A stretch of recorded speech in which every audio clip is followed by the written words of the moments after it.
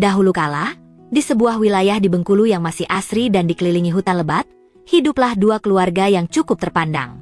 Namun sayang, kedua keluarga ini memiliki hubungan yang sangat buruk.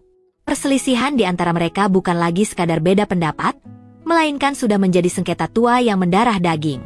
Entah apa penyebab awalnya, mungkin masalah batas tanah atau hutang piutang lama, yang jelas kebencian itu diwariskan turun-temurun hingga anak cucu mereka dilarang keras untuk saling bertegur sapa. Namun, takdir seringkali punya cara unik untuk mempermainkan perasaan manusia. Di tengah permusuhan yang panas itu, tumbuhlah benih-benih cinta yang lembut antara dua anak muda dari kedua keluarga tersebut.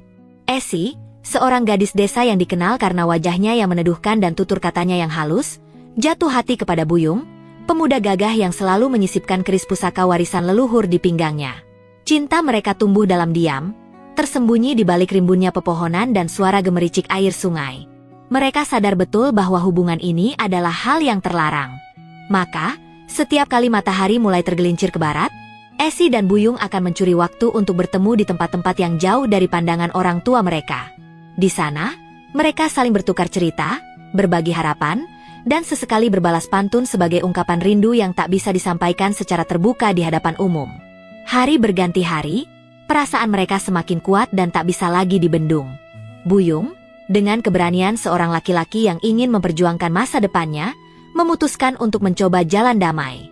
Ia berpikir, mungkin pernikahan mereka bisa menjadi jembatan untuk mendamaikan kedua keluarga yang telah lama berseteru itu. Dengan niat tulus, Buyung memberanikan diri mengirim utusan untuk melamar Esi secara baik-baik, sesuai dengan adat istiadat yang berlaku. Namun, harapan tinggal harapan. Niat baik Buyung disambut dengan amarah yang meledak-ledak dari ayah Esi. Pintu rumah Esi tertutup rapat bagi utusan Buyung. Lamaran itu tidak hanya ditolak mentah-mentah, tetapi juga disertai dengan sumpah serapah.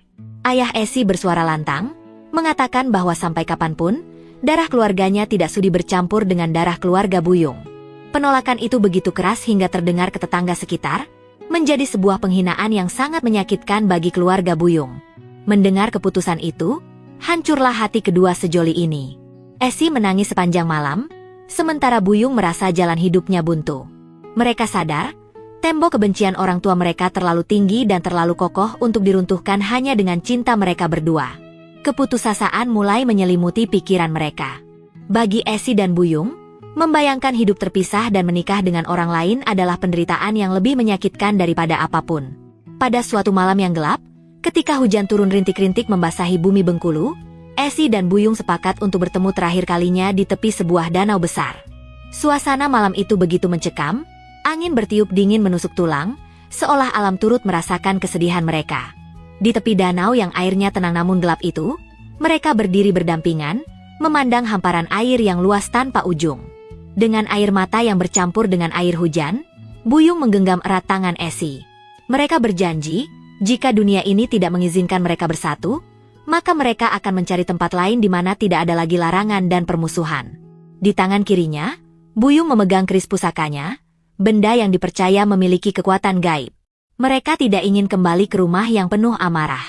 Dalam kepatuhan pada cinta yang mereka yakini suci, mereka memutuskan untuk menyatu dengan danau tersebut, membawa cinta mereka menuju keabadian. Tanpa ragu, dengan tangan yang saling menggenggam, Esi dan Buyung melangkah maju, membiarkan tubuh mereka ditelan oleh air danau yang dingin. Seketika itu juga, keanehan terjadi. Air danau yang tadinya tenang tiba-tiba bergolak hebat, berbuih seolah mendidih. Namun tidak ada jasad yang mengapung kembali.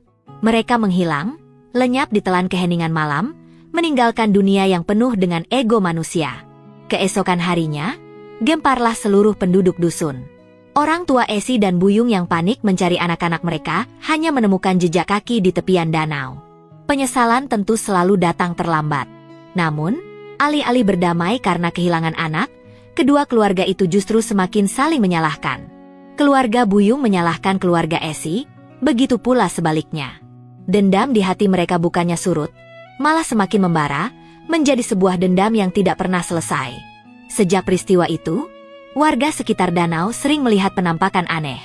Konon, sering muncul 2 ekor buaya di permukaan danau. Satu buaya berwarna putih yang diakini sebagai jelmaan Esi, dan satu lagi buaya berwarna hitam dengan ekor yang buntung. Masyarakat percaya buaya buntung itu adalah perwujudan dari Buyung dan keris pusakanya yang cacat atau tidak sempurna perjalanan hidupnya. Karena peristiwa tragis itulah, danau tersebut kemudian dikenal dengan nama Danau Dendam Tak Sudah.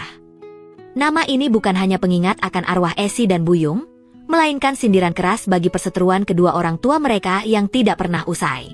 Dendam yang terus dipelihara itu seolah meresap ke dalam air danau, menjadikannya indah namun penuh misteri. Hingga hari ini, legenda itu tetap hidup di hati masyarakat Bengkulu. Danau Dendam tak sudah menjadi saksi bisu bahwa amarah dan ego orang tua dapat menghancurkan kebahagiaan anak sendiri. Kisah Esi dan Buyung mengajarkan kita sebuah pesan yang sangat berharga. Jangan biarkan kebencian menutup mata hati, dan selesaikanlah segala perselisihan dengan damai sebelum penyesalan datang menjemput.